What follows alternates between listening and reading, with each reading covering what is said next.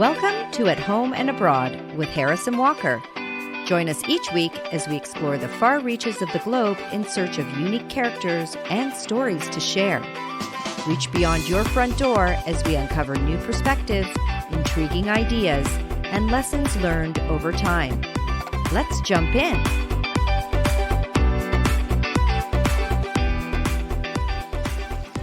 Exclusivity, elitism, unwavering loyalty, and a dash of mystery. These are a few of the key ingredients in the creation and endurance of a secret society. These organizations have been operating among us for centuries, under the radar, beneath our gaze, though every so often their activities come to light, exposing a glimpse of their inner workings. Secret societies and their more nefarious cousin, cults, fascinate and intrigue us. Join us as we reveal the structure and influence of today's cults with Dr. Janja Lalich and their devastating impact on those they ensnare. Let's lay bare the clandestine and open the doors of secret societies. You love that television series, The Gilmore Girls, right, Walker? I do. Do you remember the motto of the Life and Death Brigade? In omnia paratus? I certainly do. It means ready for all things. It was first depicted on the show during an initiation into the secret society. That's right. And apparently, the Life and Death Brigade was based on the very real secret society called Skull and Bones, or sometimes the Order of the Brotherhood of Death, founded in 1832 at Yale University. It is actually regarded as having powerful and bonded alumni, and a lot of conspiracy theories about world domination involve them. Some even think that that secret society is a branch of the Illuminati. Now, there is a secret but not so secret society for you. Wow. So what is a secret society? How do we define one? Well, that's a really good question. There are different opinions as to what defines a secret society, but to put it simply, the Collins Dictionary definition is a society or organization that conceals its rights, activities, etc. from those who are not members. Okay, that seems pretty self-explanatory. Yeah, it does, doesn't it? It won't surprise you either to hear that secret societies are usually very selective about who is allowed to become a member. And often there is a formal ritual of initiation that involves taking vows or even secret handshakes. Do you remember Fred Flintstone and the Loyal Order of the Water Buffaloes, Walker? I certainly do. It was a classic secret society, though a spoof. They even had a secret password. Do you remember what it was? Oh, God, Harris, you've got me. I don't. I know, it's hilarious, but I remembered this even from my childhood in the 70s. It's Ack, Ack, Adak. There you go. I know. Really critical information. Maybe we need a secret password or handshake at home and abroad. Well, I was just thinking the exact same thing. You got to work on that. That reminds me of that movie Fight Club, where they said the first rule of Fight Club, you do not talk about Fight Club. Second rule of Fight Club, you do not talk about Fight Club. Secrecy and exclusivity is the name of the game. It sure is. And I got to say, you were really fierce saying that. Thank Walker. you. You were Did I scare you? You did. You scared me a little bit over Do you here. Want to fight me? First rule, no fighting. Alan Axelrod, author of the International Encyclopedia of Secret Societies and Fraternal Orders, defines a secret society as an organization which is exclusive, claims to own special secrets, and shows a strong inclination to favor its members. Historian Richard B. Spence of the University of Idaho goes even further to say that often these societies require an oath of secrecy and allegiance to join. Secret societies often promise superior status or knowledge to their members, and very often membership is in some way restrictive, such as by race, sex, religious affiliation, or they are just invitation only. Just like the water buffaloes, they were men only. Adam Parfrey, the author of Ritual America, a book about the underground cultures in America, notes that some service-oriented organizations like the Lions or the Elks have a great deal of secret ritual within its structure. Rotary and Kiwanis less so, but these organizations, like the Masons, require oaths of allegiance. No oath, no membership. Well, that's pretty clear. So it's a real commitment, but some of these organizations don't seem so secretive at all and are pretty visible in society. What is interesting, though, is that they share some common characteristics of truly more secretive organizations. Secret societies frequently play out on the screen in films such as in the movie Fight Club, as I quoted from earlier, but also films like Dead Poets Society, The Da Vinci Code, and Stanley Kubrick's last film, Eyes Wide Shut, to name just a few. Often fraternities and sororities as well are presented in books and film as secret societies, likely because you need to be chosen for membership, and a process of initiation typically occurs to prove your dedication to the group. Clearly, the general public finds the topic intriguing, or the subject of secret societies wouldn't turn up in books and films so often, would it? So why are we so fascinated with them? We're attracted to the mystery of the unknown, I think. And humans love to feel a part of an exclusive group. It's the whole us versus them thing. Right. It gives people a sense of camaraderie, but also power, I imagine. Yeah, exactly. Sarah Henstra noted in her article, Cliques, Clubs, and Cults, The Treacherous Allure of Belonging, that the more secretive and arcane the rites of initiation and membership, the greater our fascination. She references Sigmund Freud's 1921 study, Group Psychology and the Analysis of the Ego, where he stated that groups possess a mind different from the individual minds of its members, like hive mind. Allowing this group mind to stand in for one's own involves a huge compromise. We get a powerful emotional connection to a common idea or leader, and in return, we give up our self-consciousness, our personal authority and status, and our privacy. These are feelings akin to being under hypnosis or in love, where we become uncritical, impulsive, and wide open to suggestion. Pretty scary, huh? Yeah, concerning, but very interesting. Yeah. These societies really emphasize that feeling of belonging to something bigger, something important, and something that maybe not all people are privy to. As is explained in The Benefits and Burdens of Keeping Others' Secrets in the Journal of Experimental Social Psychology, keeping a secret is intensely bonding because the act of having someone confide in us is an act of intimacy. It makes us feel special. Oh, I can see that. And if you are an individual who's lonely, missing something from your life, or you happen to be going through a rough patch, or whatever the circumstances, I imagine the allure of belonging to a group that makes you feel special might be quite powerful. Absolutely. I think people think it's a privilege to belong to some of these societies because of the exclusivity, too. I know in my high school, I was a member of a sorority. It was considered a big deal to be asked to join, even if you were asked to join only because your big brother had some pull. I can't believe you had sororities in high school, Walker. Yeah, there are only a couple in the province, but yeah, we did. Wow, you were like the top of the top. Not quite. Not quite. Well, they were lucky to have you, big brother with pull or not. Being asked to join a club with limited membership is definitely perceived as a privilege for a select elite. Just some of the private social clubs here in Toronto, Canada operate this way. You have to be sponsored by a current member, be vetted in order to be sure that you'll be a good fit, and then you're in, after you pay, of course.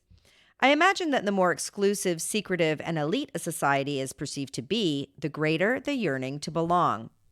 Ian Smith, the author of the 2000 book, The Ancient Nine, was himself chosen to join the prestigious Delphic Club at Harvard in the late 1980s. The Delphic Club was established by J.P. Morgan in the late 1880s. It has some pretty notable alumni, including Matt Damon and the Aga Khan. Smith noted the distinction between fraternities and secret societies at big schools like Harvard and Yale. He said, secret societies are more formal and tend to be more elegant than fraternities and sororities. They just have a lot more money. It's interesting to note, too, that Smith, being an African American, reflects that he didn't fit the typical stereotype of that secret society. At Harvard at the time, he joined because he was curious. Interesting, isn't it? But there isn't just emotional or psychological gratification that comes with membership of one of these societies. There are real financial and social advantages too. Now, I could see that. It is who you know, right? Absolutely. Being a member of an elite group offers you access to people in the positions of power, which can ultimately lead to financial gains or preferential treatment. According to Adam Parfrey, during the Civil War, a number of soldiers from North and South carried on them proof of their Masonic membership, which was supposed to secure them good treatment from the enemy. Now, I think that's a really neat historical example. It is a really neat historical example. Thank you very much, Walker. Having experienced the inner workings of one of the most exclusive university secret societies, Ian Smith notes that the intimacy of these clubs allows you to have access to extremely powerful people who are not powerful while you were undergraduates. But when you get out of school and they become the head of different commissions in the government, they become CEOs, they become big partners of law firms, you are dealing with some pretty heavy people. And because you are a club member, you have direct access to them. Now, what is the relationship between secret societies like the one Ian Smith belonged to at Harvard and cults? I often think people get the two confused, and it's not surprising as they do often have a lot in common in how they operate. Perhaps cults are the most secretive of all these secret societies. Yeah, perhaps. Although the inner workings of cults can be secretive, it's my impression that members of secret societies have a lot more autonomy than those who are in a cult. Right. Secret society members are not typically financially, mentally, and emotionally indebted to the group. There is often an aspect of extreme coercion and control in cults that make it very, very difficult to extricate oneself. We are honored to speak with Dr. Janja Lalich today. Dr. Lalich is a foremost expert on cults and coercion, charismatic authority, power relations, ideology and social control, and issues of gender and sexuality. She is a professor emerita of sociology at the California State University, Chico, and the author of several books on the subject of cults, including most recently Escaping Utopia, Growing Up in a Cult, Getting Out, and Starting Over. Dr. Lalich is also the founder and CEO of the Lalich Center on Cults and Coercion. Welcome, Dr. Lalich. Thank you so much for joining us today at Home and Abroad. Thank both of you for having me and for being willing to chase me down all these. I don't know if it's been months, at least it's been weeks. It's been weeks, but to no fault of your own. So we're very grateful you're able to make it today. So Thank let's you. start with the word cult. It's a very, very evocative term. Maybe you could describe for us, for our listeners, what constitutes a cult in contemporary society. Okay. First of all, a cult always has an authoritarian leader who is most often a narcissist, sometimes what's called a malignant narcissist, which means they're especially evil and harmful. And they're often considered charismatic, and that's a whole other issue we can maybe talk about later. But the leader is generally the founder of the belief system and, starts promoting this belief system. So the second feature for me is what I call the transcendent belief system. And that means that it's a belief system that offers you the answer to everything, your past, the present, and the future, right? Right. And an important aspect of the belief system is that it follows a philosophy that believes in the end justifies the means. So whenever you have an end justifies the means philosophy, that basically means that anything goes, right? You can be asked to do anything, and as long as they're telling you it's for a greater goal, you're expected to comply. And that's where a lot of trouble comes in. And then the final two characteristics for me are what I call the systems of control and the systems of influence. So first of all, the control mechanisms are basically the things that are very overt, kind of the known rules and regulations of the group, right? And that could be, it'll vary with each group, but it could be what you wear, what you're supposed to eat or not eat, who you marry, where you live, how many kids you should have or not have, how you should raise those kids, where you work, et cetera, et cetera. It's the obvious stuff. The systems of influence are in a way far more subtle, and I believe actually far more effective than the control mechanisms. The systems of influence are the social psychological mechanisms that are used through the indoctrination program that essentially prey on the members' emotions, right? Guilt, shame, fear, love, anger, etc.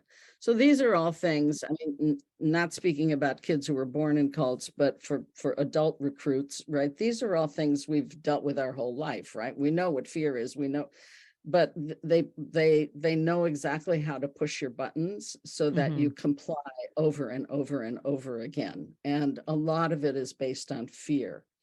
So over time, the person becomes almost like a little microcosm of the cult because they have completely been induced to buy into this belief system, have complete and total obedience and loyalty to the leader, and follow whatever orders they're given. And of course, the added factor is that there is almost always some type of exploitation, whether that's physical abuse, sexual abuse, or financial abuse.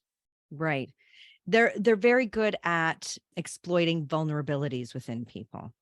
So Yes, finding absolutely. those mechanisms by which they can really induce shame or fear or, that kind of a very heightened level of insecurity and uncertainty. So they want to rely on the structure of the cult. Right, exactly. And, Okay. being vulnerable, there's nothing wrong. It's not that there's something wrong with you that you're vulnerable. We're all vulnerable 1,000 times in our lives, if not millions, right? Mhm. We're vulnerable when it's raining outside. I've been very vulnerable the last Yes. Unfortunately, yeah. yeah, we're vulnerable if we've just moved to a new town, or we just graduated from college, or we just got a divorce, or our dog just died, or any number of things. So I don't ever want to give the impression that there's something wrong with people, that they have these vulnerabilities, and that those vulnerabilities are able to be preyed upon, because that's just typical human behavior. Definitely. So how prevalent are cults today?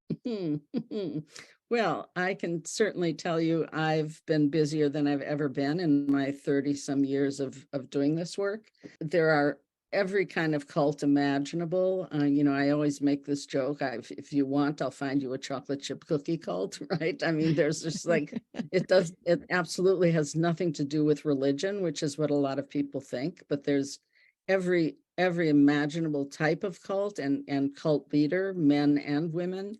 And since the pandemic, we've seen the rise of internet-based cults. And so that's a fairly new phenomenon. And before that, we always had what I now call the kind of run-of-the-mill brick and mortar cults, right? You Mhm. knew where the cult was, you knew who the leader was, you knew where their compound was or where their centers were or whatever, right? So it was much easier to follow what they're doing, to make an analysis of what they're doing or of the leader. Whereas with the internet-based cults, you don't always know that. It's much more amorphous. So if we look at something like QAnon, supposedly there was this guy who was QAnon, or this guy and his son, or who knows, right?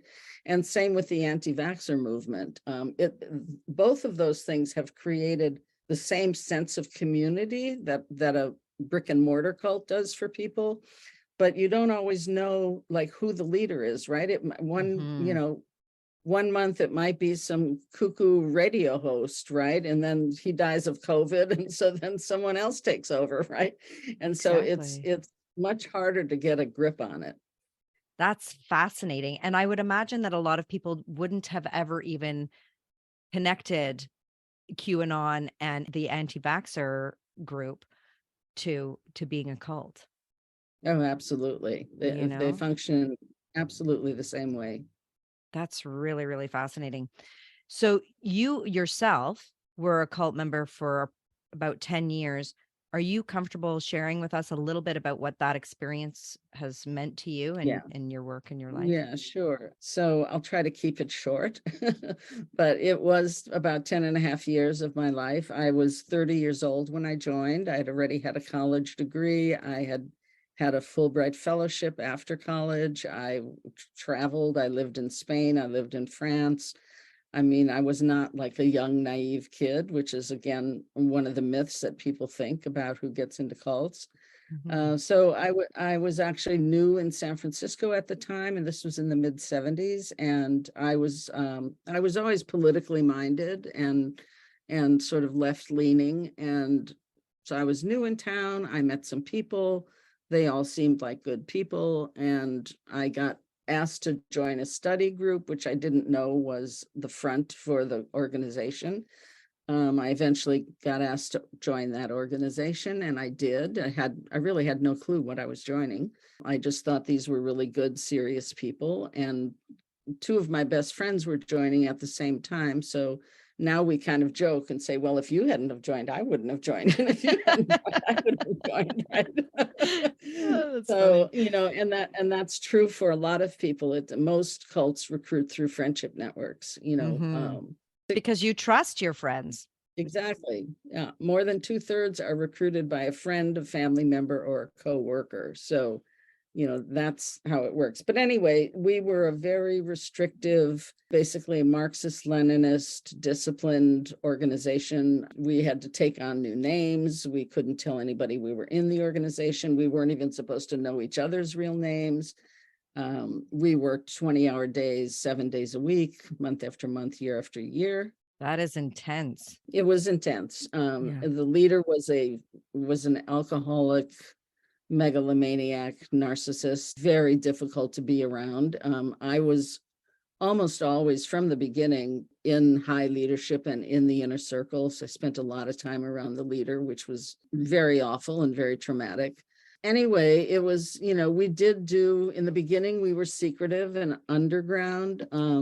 But then we surfaced and we did do a lot of political work in the Bay Area, the San Francisco Bay Area, always with friend groups. We rarely talked about the fact that there was this secret communist organization.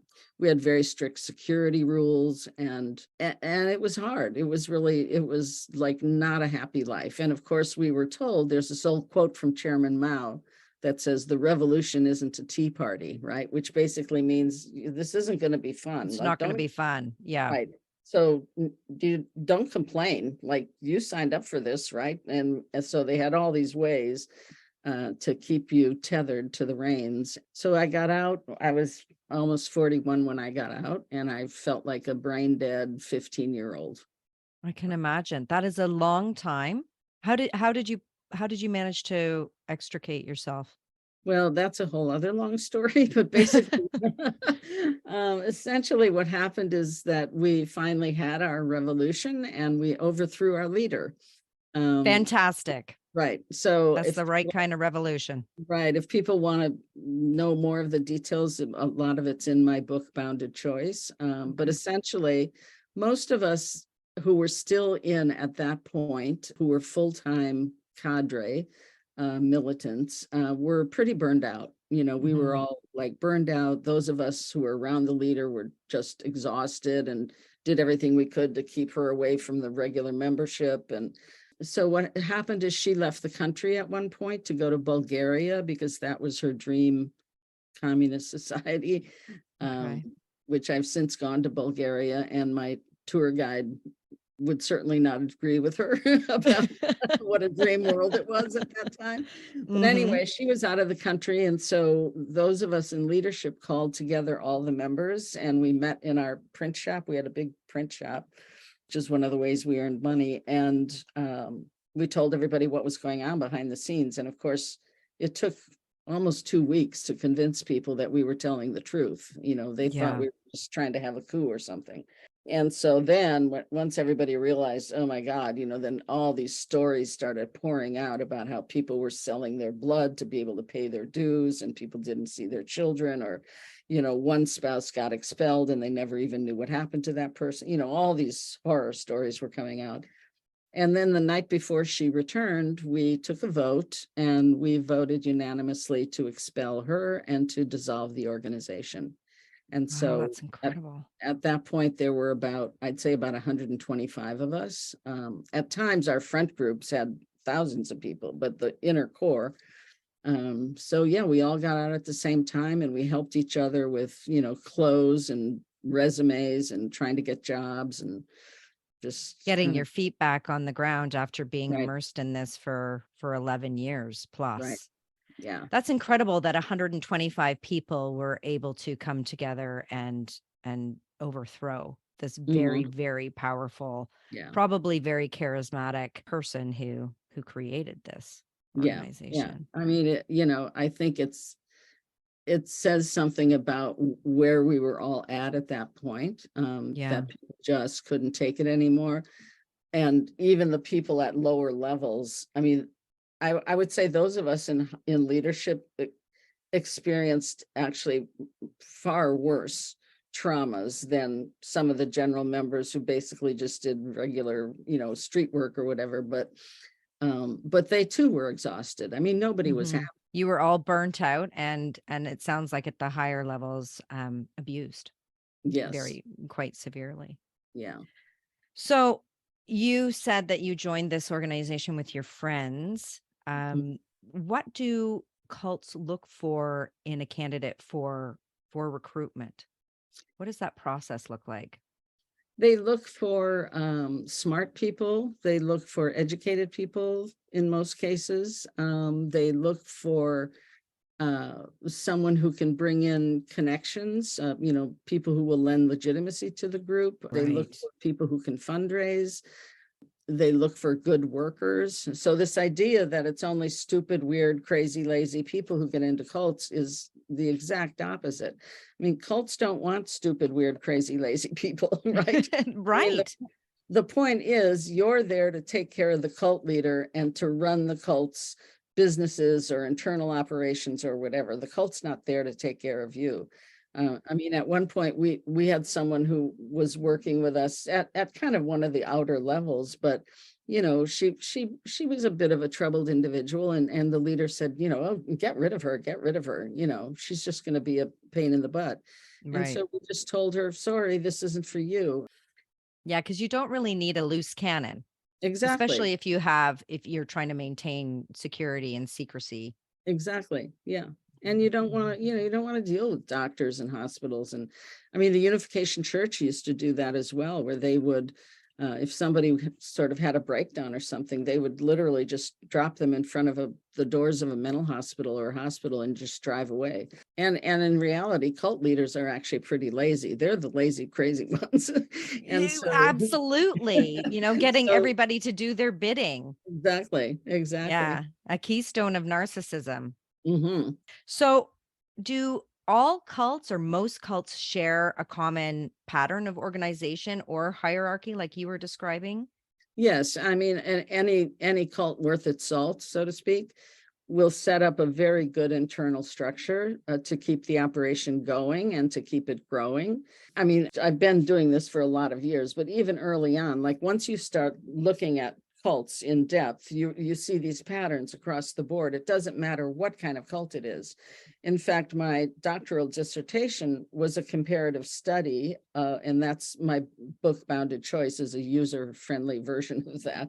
But it was a comparative study of the group I was in and the Heaven's Gate cult. Now, if you remember, those are the people who committed suicide waiting for the UFO to take them to what they believed was the next level above human. And so you would think, okay, there can't be two more different cults, right? You've got this sort of new agey UFO based idea, and then you've got this down to earth, and Heaven's Gate wanted to get away from this world. They hated this world. And meanwhile, you've got this like solid Marxist organization who loves the people, we're going to save the people.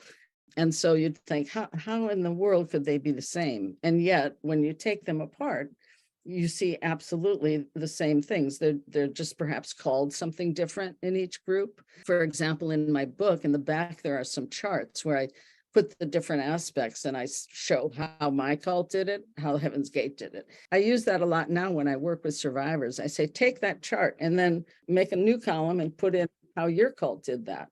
And it's very helpful. You've even mentioned that there are like one-on-one cults that Oh, just yes. involve like two people. And Mm-hmm. again, these still can share these same Right. commonalities, even with a large, Right. group with thousands and thousands of people.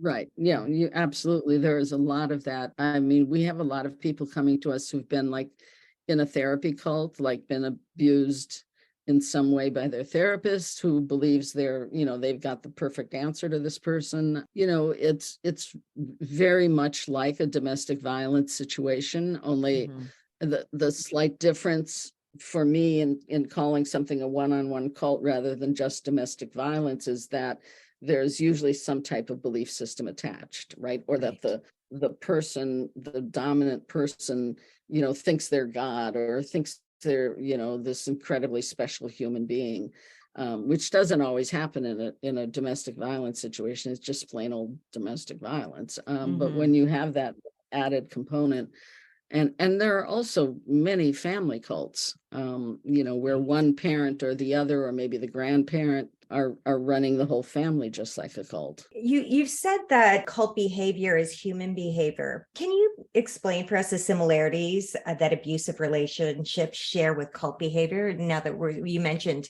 domestic abuse situations, but if we're talking about abusers, what are they sharing in common? Well, probably the most common thing is the whole point of cult recruitment and cult indoctrination is to attack the self, right? To kind of take you apart, get you to not trust yourself, not trust your instincts, don't trust anyone else, just the cult leader.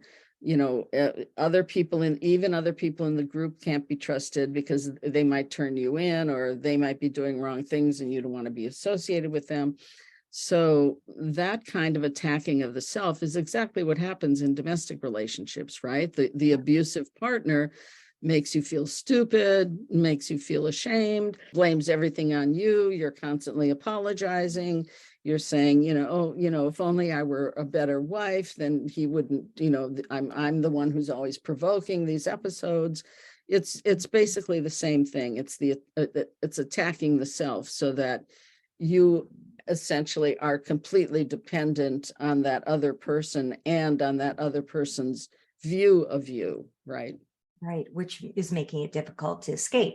Yes, exactly. And speaking of which, in your book, Escaping Utopia, Growing Up in a Cult, Getting Out and Starting Over, which I read, you describe how the experience of cult membership is different from those who did not willingly choose to join the cult, which I found really an interesting perspective.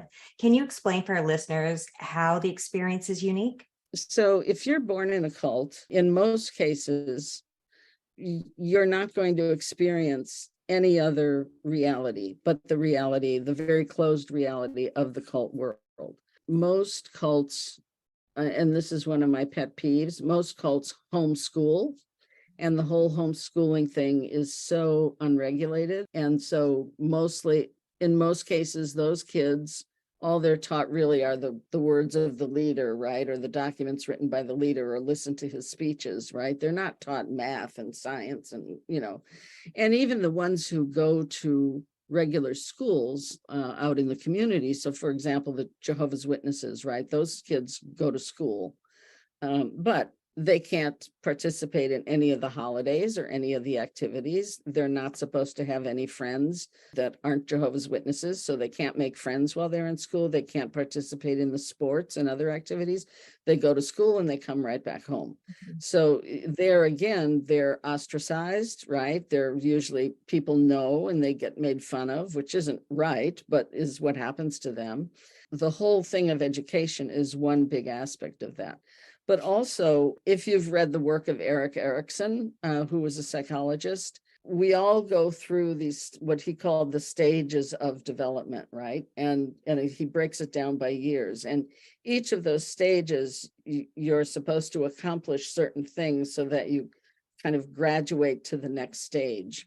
Well, none of that can happen normally in a cult environment because everything's orchestrated. So you don't, as someone born or raised in a cult, or even someone who joins at a young age, you don't go through the normal developmental processes. You aren't allowed to develop your own identity, right? Which is what happens in the teen years. And so all of that input and reality checks and all of the things the skills and different things we learn as kids growing up in, quote, the regular world, that all adds to who we become and who our what our personalities become. Yeah, I remember when I was reading your book, the story about the hairdryer, where there was one individual who had left a cult, and she had seen a hairdryer, I think, being used in a movie or a TV show. And she went out and got one, and she was reading the instructions on how to figure it out and try and use it. But and she had said that this is just one example of Right. many things I had to figure out. But for most of them, they were like, many people were lost coming. Right. Completely They lost. just didn't Yeah. know what to do. No driver's license, no nothing, Right. no ID. No birth certificate. Sometimes they don't even know their real name. They don't know if there's other relatives out there that they can go to. Yeah. They have no resources. I mean, as a society, we offer nothing for these people. Yeah. And even if they go to and this is for adult members as well, even if they go to a domestic violence shelter, they're turned away because they don't qualify. And it's just criminal. I mean, there are so many suicides and really difficult cases of these kids when they leave. When I did the interviews for that book, I think I interviewed 68 or 69 people. Mhm. I would get off the phone and just flop on my bed and cry and cry and cry. You know, I mean, on the phone, you have to be like this objective researcher. And then I'd get off the phone, I'm like, oh my Jesus God, I can't believe what I just heard. Yeah. The worst is the absolutely rampant sexual abuse of the children, also physical abuse for Yeah. sure. But it's just rampant. And because they're not part of regular society, nobody sees the bruises, nobody finds out what's going on, and it's all kept hidden, and it's generational, and it's just tragic. It's tragic. Yeah, I was very surprised by that. And yeah, that was hard to read. Escape and extraction from cults it's very popularized in the media and highlighted in television lately. What is the process of people breaking free? You've made the decision finally, and I'm sure it's a long time coming, right? It's Right. not an easy one to make. Right. But how do people take that path, and what are they facing? Well, the way I see it is that everybody in a cult has doubts, has questions. Even the true believers. I had plenty of doubts and plenty of questions. Sometimes I actually voiced them, and then I'd get put on trial and chastised for hours on end. But so you have all these doubts, and there's no way you can express them. So this is the metaphor I use, is the shelf in the back of the head. So all these things get stored on the shelf in the back of your head. And finally something happens that's just like one thing too many, and the shelf breaks. Now, when the shelf breaks, you probably won't think, oh, I'm in a cult, I better get out. But you'll think something's wrong here. This is maybe not in my best interest, or this isn't really what I signed up for, or whatever, right? And then you have to, if you're lucky, then you'll start to figure out, how do I get out of here? And how that happens, again, is going to vary with each cult, whether you're off on a compound somewhere in the middle of nowhere, or whether you're in the middle of the city like we were. We all lived in apartments in San Francisco. But you have to figure out how to do that. And that's why I tell people, families or friends who have someone in a cult, like, never cut that person off. Never. They may cut you off, but don't ever cut them off. No matter what you do, try to stay in communication, convey to them that you're a safe haven. If ever they decide to change their mind, you're there for them. You're not going to question them. You're not going to say, see, I told you so, you shouldn't have joined that group, right? You're just going to let them decompress on your couch if that's what they want to do. And then when someone leaves, I mean, depending again on their age and the length of their experience, different things can happen. I mean, as we were saying earlier, there aren't any resources, but if they're lucky, they'll figure out how to get an education. Maybe they'll find a social worker who can help them. Maybe they'll find my nonprofit organization and get some help that way. But it's a lot, because it has to do with just basic life needs, right? Food, clothes, work, whatever. And that depends on the skills they may have or not have. I mean, I was lucky because I was told to build the publishing house in my cult. And I did. I learned how to do that. And I had connections in New York and all around. So when I got out, I was able to go to those people and say, hey, hire me, right? But not everyone has that opportunity. And so it's both very practical as well as psychological, as well as philosophical. People need to deal with, okay, what do I believe in now? How do I do that? where do I go? Where do I live? How do I live? It's huge. And it actually, I think for many people, knowing you have to face that is probably why a lot of people don't leave. And also knowing in many cases, you may lose your entire family. You may lose your children. You'll lose everything you ever knew, your community, your identity. And that's huge. That's a big step for people to take. Can you give me a rough idea how many people or the percentage of people who leave end up going back? Hardly any. Really? Hardly any. I mean, I think, if you, I don't know if I said it in Escaping Utopia, but that was one of the questions I asked all of them, 68 or whatever it was. And I said, as bad as it was out there, did you ever think of going back? And only one person said that, yes, he had those thoughts. Most people don't go back. Now, if they don't get the proper, what we call psychoeducation, if they don't get a proper understanding of what happened to them and why and how it happened, they could end up joining a different group. And those are people we call cult hoppers. So I've had, people come to me that were in 4 or 5 different things before they finally realized there's something wrong with my decision-making process here, right? Wow, I would never have thought of that, but I could see that happening for Yeah. sure. Yeah. So getting the proper education is really important. So how do we protect ourselves and our children, thinking particularly teens, from being candidates for recruitment, especially with the existence of the online cults? And you said that, there's such an increase in the number, especially since COVID. It's a big concern. It's a big concern. I think for adults, it's a little easier to protect yourself because we should be good consumers. I mean, the problem is our society, at least here in America, I don't know if Canada is exactly the same, but this is a very quick fix society, right? Everybody's looking for that quick answer. They don't want to do years and years of therapy. They want to go to a life coach who's going to make their world wonderful all of a sudden, right? And so what adults need to do, and even teens of a certain age, is like, don't jump at the first thing that comes along. Slow down, do your research. As much as there are cults recruiting on the internet, there is also scads and scads of information on the internet. So check things out, see what people who've been part of it say.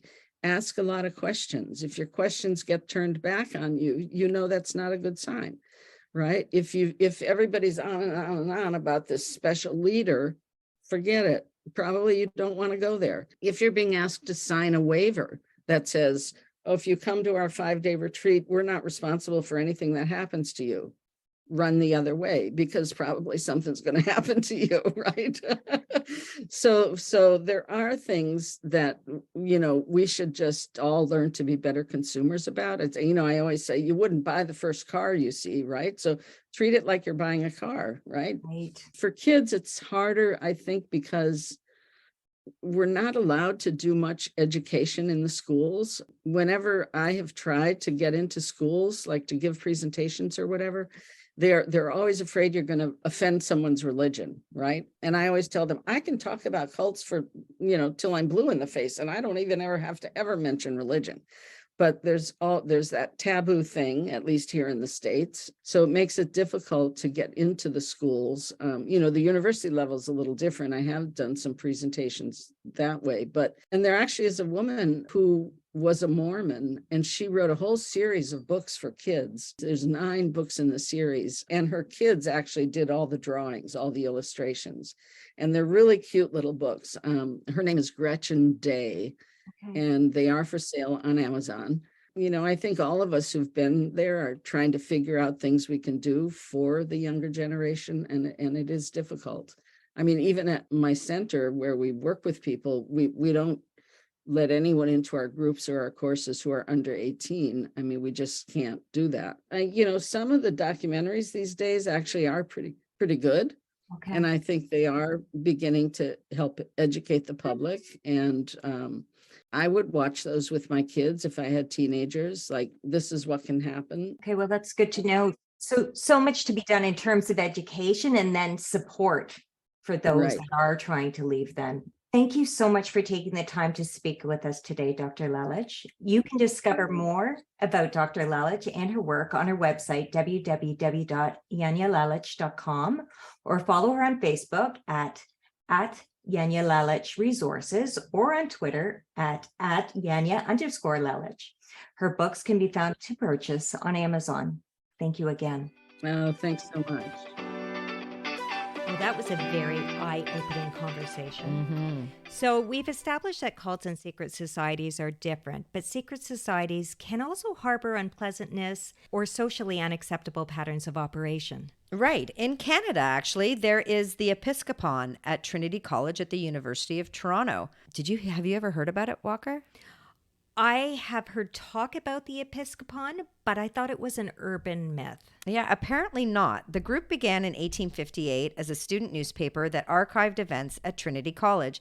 Members are said to have included the late former Canadian Minister of Foreign Affairs Bill Graham and Adrienne Clarkson, the former Governor General of Canada. Wow. So what is this powerful little society all about? Well, apparently they hold meetings that include activities such as reading poems, making jokes, often satirizing Trinity students, and singing.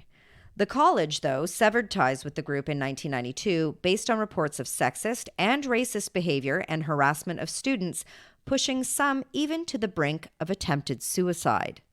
Did you know about this society before this episode? No, I have never heard of it, but I've never been a sorority or exclusive club kind of gal. You're my people, Walker, but not so much my people. Oh, and that's an exclusive group in itself, right? You got it. You got it.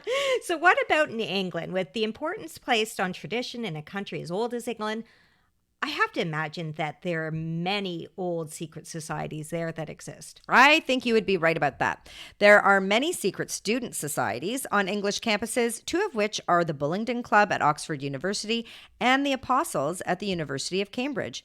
British Prime Ministers David Cameron and Boris Johnson are Bullingdon Club alumni, which started in the 1780s as a club for those interested in hunting and cricket. It is a male-only fine dining society, which is known for their furniture-smashing antics and fine dining with prostitutes performing sex acts during dinner. What? Are you serious, I Harris? am totally serious. Can you believe it? Gross, right? New members could expect their bedrooms to be trashed by their fellow comrades, and they also often destroyed the rooms that they dined in. According to one woman who scouted members in the 1980s, she said that they destroyed a large galleried room which had just been refurbished with expensive wood paneling. Every piece of furniture that could have been broken was broken. Every liquid sprayed around the room. The paneling was cracked, and everything was piled in a heap in the middle of the room. And the college door to Magdalen College was smashed to pieces. What fun is that? It sounds lawless. It sounds horrendous, elitism at its worst. In 2013, Johnson said the club was a truly shameful vignette of almost superhuman undergraduate arrogance, toffishness, and twittishness. But at the time, you felt it was wonderful to be going around swanking it up. There we go. Yeah. So what about the Apostles at the University of Cambridge? Are they as degenerate? Well, the Apostles were established in 1830. This group consisted of undergraduate students that met every Saturday night at midnight discussing ethics, truth, and God while eating sardines on toast, which, if that was a requisite for joining, you could just count me out. A little different vibe there. Totally different. But this is kind of weird. Those who were being considered for their membership were referred to as embryos, the members as apostles, and members who had graduated angels. Little God complex much? Notes were written in a leather book, and important papers were kept in a trunk called the Ark. Members apparently were sworn to a vow of secrecy. In fact, 3 Russian spies from the infamous Cambridge Five during the Cold War were apostles. Bizarre. So let's go back to the Skull and Bone Society that you touched on at the beginning, Harris. What are they all about? I know that a lot of books and articles have been written about this group. I actually purchased a book about the history of Skull and Bones for my brother for Christmas, which he quite enjoyed. Wow, I'd like to read that book. Yeah, people are very interested in Skull and Bones, perhaps because the group is well established and boasts some pretty powerful alumni, or bonesmen, as they are called. So is it an all men's group? Yeah, originally the members were elite white men, but this isn't the case anymore. So how exclusive is this group? Apparently, only 15 juniors are tapped or chosen to become lifetime members every year, so pretty exclusive. So does tapping refer to tapping on the shoulder, as one might think? Yeah, it's the process of selection. Yale students used to assemble in the college yard, and members would walk around and tap the new potential members on the shoulder, walk them to their dorm, and ask them in private to join. Apparently, this isn't done anymore. Invitations are sent by email or letters under the door.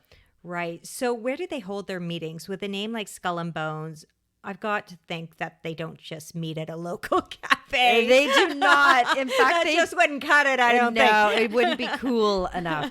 They meet at the Tomb. Ah, the tomb. How intriguing. The Tomb is the name given to a building located at 64 High Street. But just to keep the mystery alive, this building has no windows. Of course it doesn't. Right. But it does have a landing pad for a private helicopter on the roof, according to Alexander Robinson's book, Secrets of the Tomb, Skull and Bones, the Ivy League, and the Hidden Paths of Power. Ah, that speaks to the privilege and wealth behind those walls too, doesn't And it? it sure does.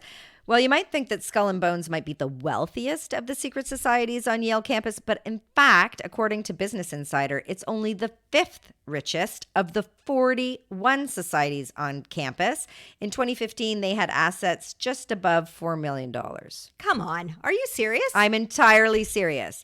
But many schools have actually tried to dissociate themselves with these societies, like I mentioned with Trinity College, and tried to weaken the appeal of the membership among their students. Some universities have even instituted rules that limit student freedoms if they join. Ian Smith noted that you can't be the captain of a varsity team or hold a position in student government or even be recommended for a school scholarship if you are a member. But despite all of that, he was pretty sure that these secret societies would continue. The pull is just too strong. Well, maybe this will cause these secret societies to go more underground and become more secretive even. So we've chatted a lot about campus clubs, but what about elsewhere? Well, according to Parfrey, secret societies have had many purposes and have taken many shapes over time. Labor unions, business groups, rural agrarian organizations, religious and occult organizations, sobriety groups, drinking groups, immigrants, anti-immigrant organizations, all of these could fall under the secret society umbrella depending on their structure and organization. Wow, the list goes on. I would imagine that the mafia would be classified as a secret society, right? Oh, for sure. The general public has very little knowledge of the inner workings of the mafia, but there is definitely an initiation, a code that members abide by, and of course, a hierarchy. Honestly, there were so many secret societies to choose from for this episode. Before we dig into two of the most famous, I thought we should talk a little bit about a few lesser known ones. Ever hear about the Independent Order of Oddfellows? No, I haven't. Are they still around today? They are. Members are called Oddfellows, and they uphold friendship, love, and truth. Winston Churchill was an odd fellow. It was founded during the 18th century. It's a pretty welcoming group and is open to all people, regardless of race, religion, gender, sexual orientation, and national origin. I read that in 1922, there were 2,676,000 and some odd members, which at the time outnumbered the Freemasons even. The popularity of the group is said to have dropped during the Depression when it was more difficult to afford membership. Well, that sounds more inclusive than exclusive. True. And then there are the Molly Maguires. The Molly Maguires, they have got to be Irish. Good guess. Actually, this group was active in Ireland, Liverpool, and the eastern U.S. They were best known for their activism in Pennsylvania. Members are said to have disguised themselves in women's clothing while committing arson and death threats. Whoa. 20 suspected members were actually put on trial for the deaths of 24 coal mine foremen and supervisors. The group fell apart after being discovered, and ultimately 20 members were hung. Yikes, that's not a very happy ending. I know, right?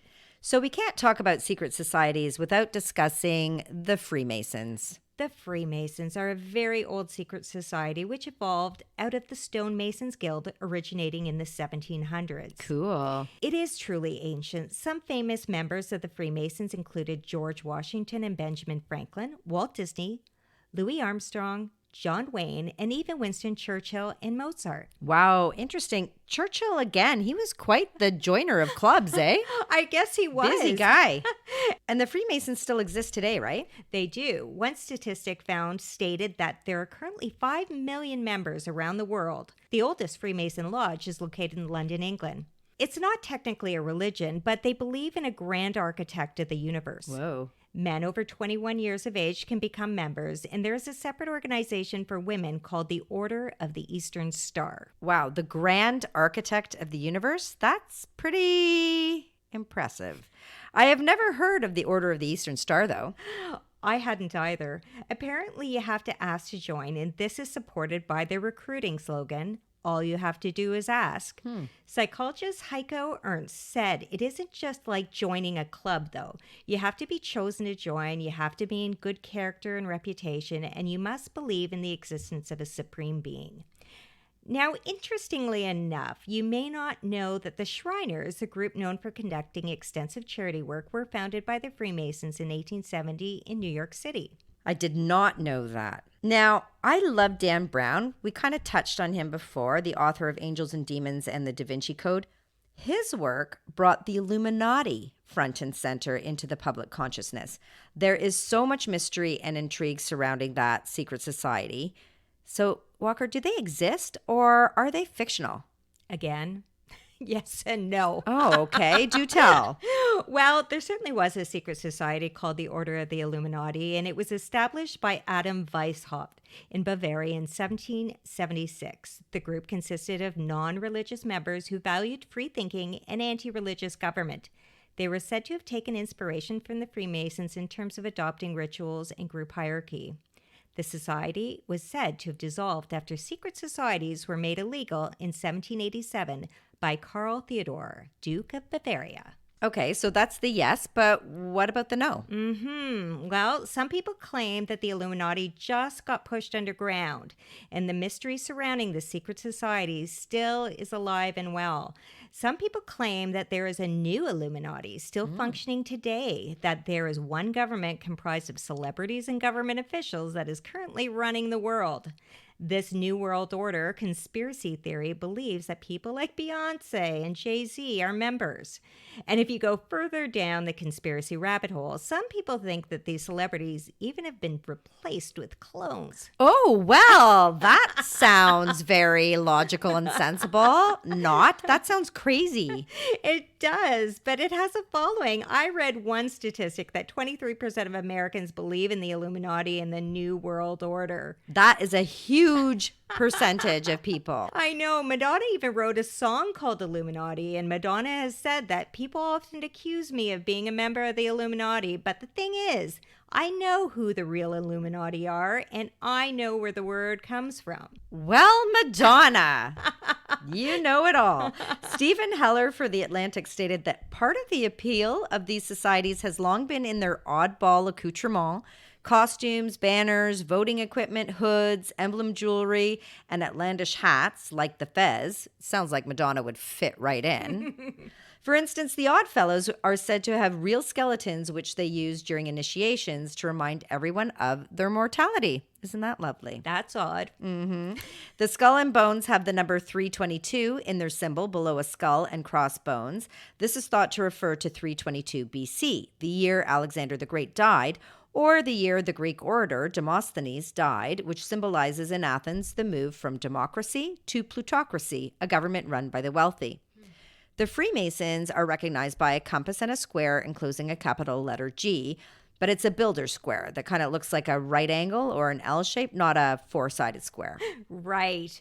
Now, I've heard experts at MIT state that the G stands for geometry, as the compass is an important tool in geometry, but others claim that the G stands for Grand Architect of the Universe, or God. Of course it does. Now, you can find symbolism everywhere in the temples that Freemasons meet. The most notable symbol is the pentagram, which stands for wisdom, justice, strength, moderation, and diligence. The temple is based on the Temple of Solomon from Jerusalem. If these are the images that these groups let the outside world see, it sort of makes you wonder what is going on behind the scenes, the inner workings of the societies that we don't see as non-members. Well, exactly. There is so much that we don't know and may never know, unless, of course, we join, Harris. Right. No, thank you. We can have our own walker. There are hierarchies within these organizations. For instance, new Freemason members join as apprentices. They then move up the ranks to journeyman and then a master. Members take part in rituals, apparently, enacting a symbolic dying in order to transition to the next level. There are secret handshakes and passwords and oaths that members must take. And in the case of the Masons, there's a vow of silence. Secrets must be kept within the order. Alexandra Robbins notes that Skull and Bones members reportedly offer personal information, including their sexual history, and agree to contribute part of their estates to the club in exchange for financial stability for life. This is done so new members won't sell the club's secrets. Yeah, this is very reminiscent of what Dr. Lalich speaks about in her work. The lines blur a bit between cult-like behavior and these societies, don't they, Walker? They can, yes. Both the Freemasons and the Illuminati also use the Eye of Providence, the eye in a triangle as shown on the US $1 bill. So what's the connection there? Well, the eye itself is a very old symbol. The Egyptians used the Eye of Horus, and the eye often pops up as a Christian symbol in Renaissance art. People draw connections from this symbol back to the Illuminati, but historian Stephen C. Bullock states that the symbol was designated for the Freemasons to remind themselves that we are being watched over. Therefore, we need to live up to the standards of not only religion, but also Freemasonry. And in respect to the dollar bill, its purpose was to represent America being watched over by God, America being created under God's watchful eye. And there's some talk that the symbol was purposely chosen by Henry Wallace and Franklin D. Roosevelt, who were themselves Freemasons. I see. Ah, nice pun, Harris. I thought you would like that one, Walker. Just to lighten it up a bit. Conspiracy theories seem to be closely connected to the world of secret society. I suppose there is just so much that is unknown, and the mystery gets people's imaginations activated. I've read that some conspiracies hold Freemasons and the Illuminati responsible for many big world events, such as the French Revolution, the First World War, and even JFK's assassination. Yes, it's similar to that New World Order theory. There are people who genuinely believe that secret societies hold great influence over what happens in the world. Just the fact that 13 of the 39 men who signed the U.S. Constitution were Masons gets people thinking that maybe there is something more to those conspiracy theories, right? And the simple fact that a Skull and Bones alumnus was head of the CIA for nearly 20 years has caused people to think that maybe Skull and Bones controls the CIA. Right. Yeah, it's just so hard to know just how much of it is truth and how much is a figment of our collective imagination. Perhaps we'll never know. But as Jean Racine famously said, there are no secrets that time does not reveal. Thank you for joining us at Home and Abroad with your hosts, Harris and Walker. Subscribe to follow us each week as we continue the conversation. You can also say hi to us on Instagram at Harris and Walker. We would love to hear from you.